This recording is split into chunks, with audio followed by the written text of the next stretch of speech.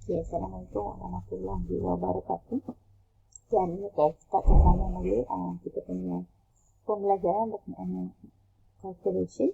So, dekat sini, di chapter adalah relationship among torque, power and power transfer rotational speed. First, awak kena faham dulu. Okay, apa yang dimaksudkan dengan torque? Okay, torque yang kamu tahu, yang kamu perlu tahu adalah kita ada perpendicular distance. Kita ada force. Kita ada force yang digunakan di sini dan kita ada distance. Okay, pivot ni dia adalah dia punya pusat dia. Benda yang ni dia tidak bergerak. Okay. Contohnya kalau awak macam sebelum ni saya punya penerangan. Okay, penerangan. Okay, kita ada satu shaft. Okay.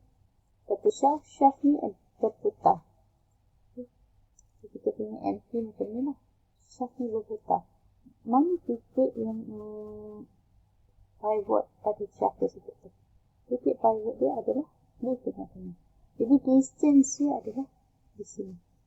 Okay. Kita punya force adalah di sini. Jadi force ini adalah force yang menggerakkan shaft ni, yang menyebabkan pergerakan shaft ni. Okay. Distance ini adalah distance daripada force itu adalah ke pivot ataupun titik. Kalau kita nak tahu, kalau kamu nak kenal mana satu pivot, mana satu titik di mana, dia adalah titik di mana objek itu tidak bergerak di situ. Macam shaft ni, okay, so dia berputar kat sini, so titik tengah dia adalah di sini. Di sini dia tidak berputar. Contohnya kalau kita gunakan force di sini, so dia tidak berputar di sini. So kalau force tu digunakan kat sini, baru dia boleh berpusing.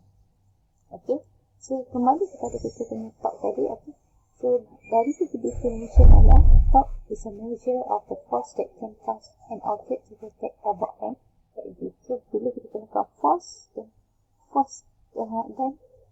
shaft itu akan berputar to rotate about an axis. Okay, so dia tak ada lah sebab bila kita nak force objek tu bukan tepi tak ada about axis.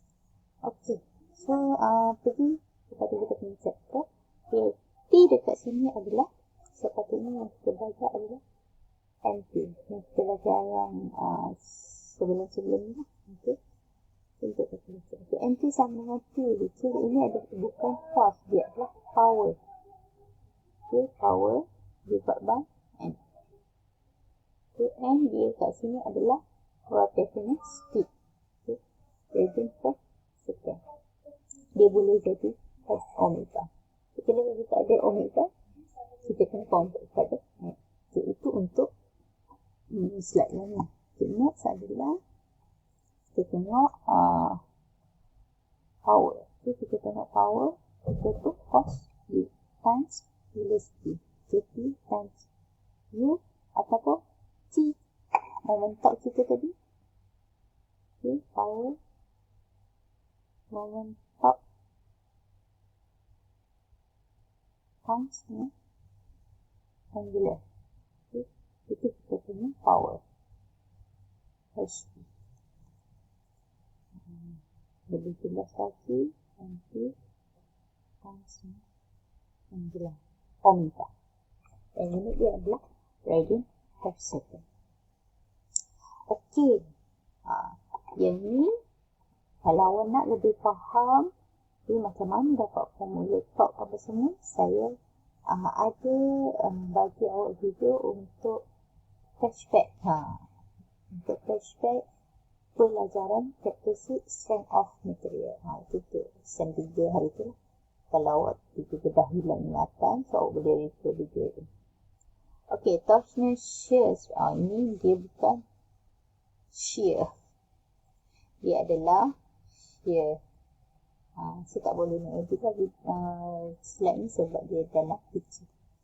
Okay, so formula dia macam mana? So, okay, dalam kita punya objek, kita ada internal stress.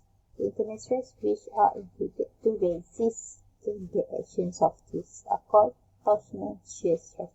Okay, bila cakap pasal torsional shear stress, dia adalah internal stress. Di mana bila kita gunakan twist ataupun kilasan dari katakan putaran kita nak buat kan tadi. Okay. Akan ada stress dari dalam untuk menawan awak punya force tadi. Okay. So dekat sini formula dia adalah saya ambilkan top ataupun shear stress. Okay. Ini torsional shear stress. Torsional shear stress adalah equal to GMP shear stress. Okay, ingat kalau you shear stress memang macam ni, times dengan R. Okay, divide by J. Okay, ulang lagi, saya ulang lagi apa yang dia masukkan dengan J dengan R. Okay, R adalah radius.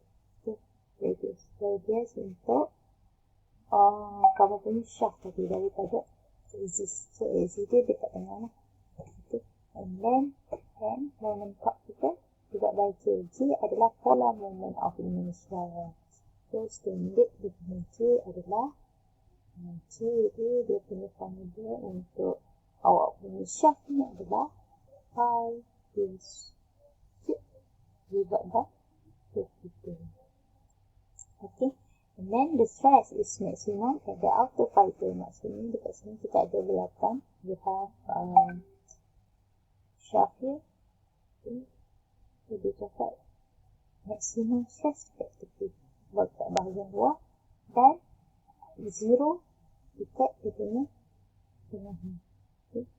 So dia punya angle of twist should be formula dia adalah M moment top times dengan L. L adalah length of the shaft divided by J. Tadi refer semula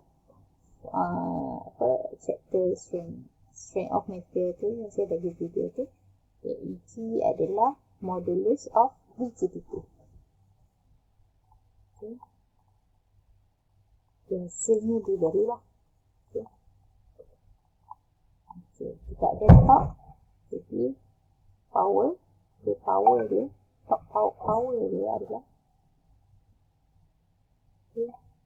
kilowatt sama dengan power equal to 2 pi m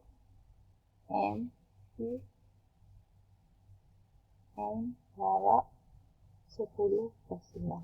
Okay. Semua boleh dapat. Okay, kita sambung kita punya calculation. Okay, untuk calculation ni,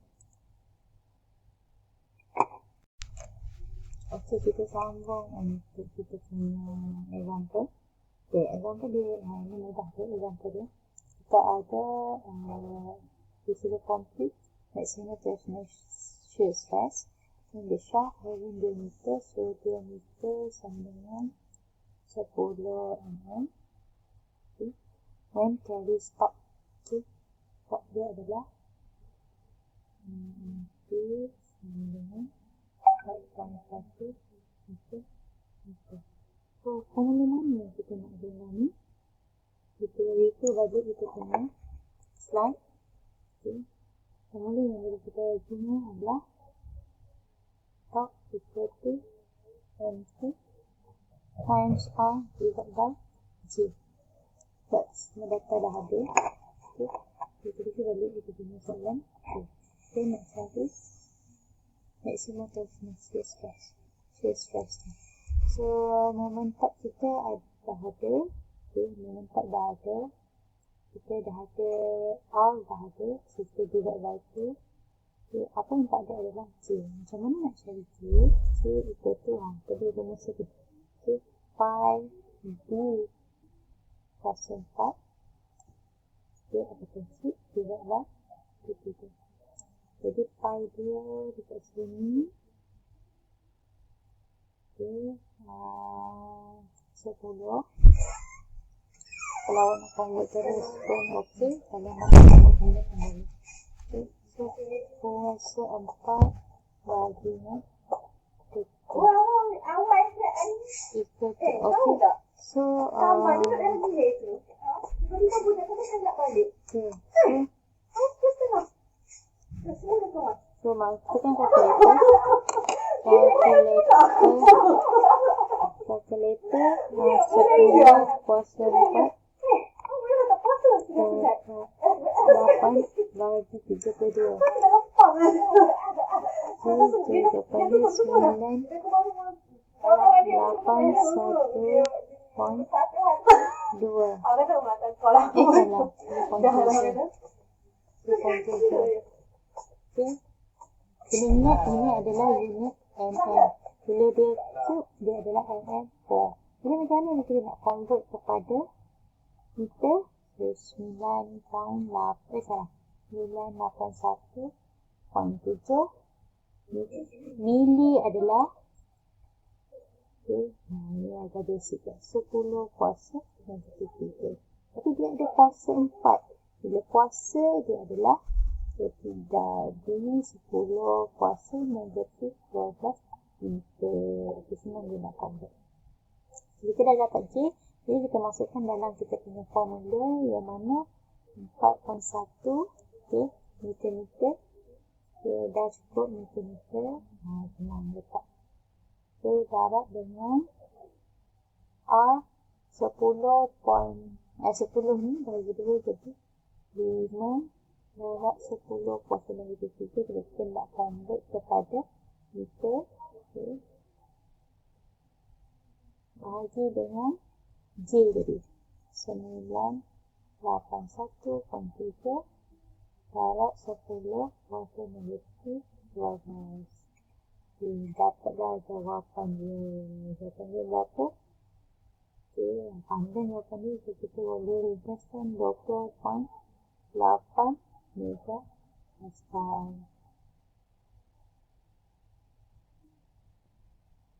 Okay. Terus, harapnya semua boleh faham lah untuk calculation ni. Jadi, saya akan seterusnya untuk video lain, saya akan sambung untuk calculation yang lebih kompleks.